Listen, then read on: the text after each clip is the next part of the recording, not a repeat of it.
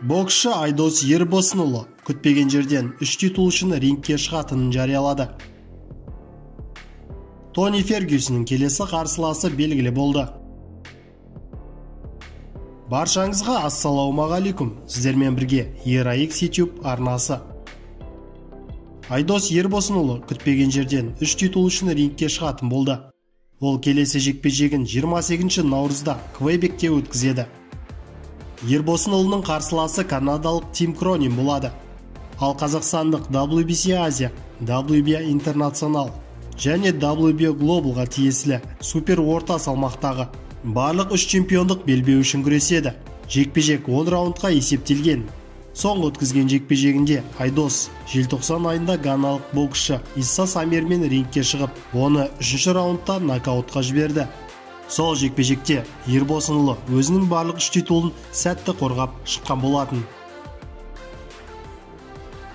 Жеңіл салмақтағы америкалық бұрынғы уақытша чемпион Тони Фергюсон келесі жекпе-жегін 15 мамырда Лас-Вегаста UFC 262 турнирінде өткізеді.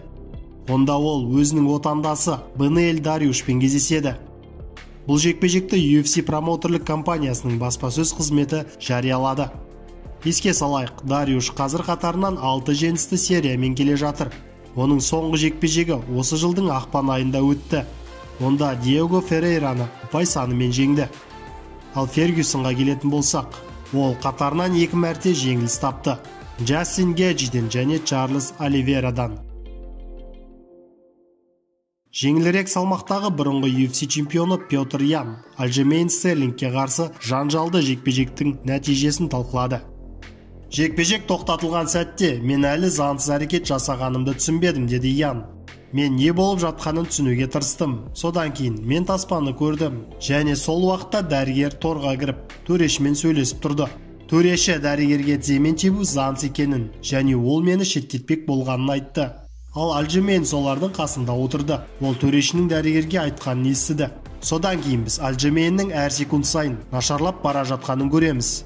Содан кейін ол жерге домалай бастады. Көрдіңіз бе, тізе тигеннен кейін алғашқы сәттер ол қалпына келуге тырысты. Бірақ төрешінің айтқан естігеннен кейін ол өзін нашар сезініп тұрғандай көрсеткісі келді. Бұл оның таңдауы болды. Бірақ мен оны жекпе-жекті жалғастыра алатынын сезінемін. Жекпе-жектен кейін не болып жатқанын айта отырып сұхбат берді. Сондықтан ол маған не болып жатқанын, не істеп жатқанын өте жақсы білетіні анық. Және бұл оның шеттету арқылы жеңу туралы әдейі қабылдаған шешімі болды.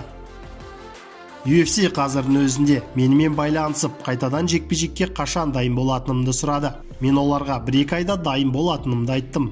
Мен істеген жазам үшін жазаланып үлгердім. Мен белбеуімді жоғалтып алдым, бонустан айырылдым. Енді тек реванш өткізу керек. Мен оған ештеңе айтпаймын. Бірақ естеріңізде ме, ол жекпе-жек алдында мені қағаз чемпионы деп көп айтқан еді. Енді біз қағаз чемпионы кім екенін көрудеміз. Мен осылай жеңіп алған белбеуге қол тигізбес едім. Мен онымен суретке түсуге ұялатын едім. Стерлингтің жалған екенін сезінемін, дейді Петр Ян берген сұхбатында. Видео ұнаса, видеоға лайк басып, пікір қалдырыңыз. Сіздермен бірге болған ERAX арнасы.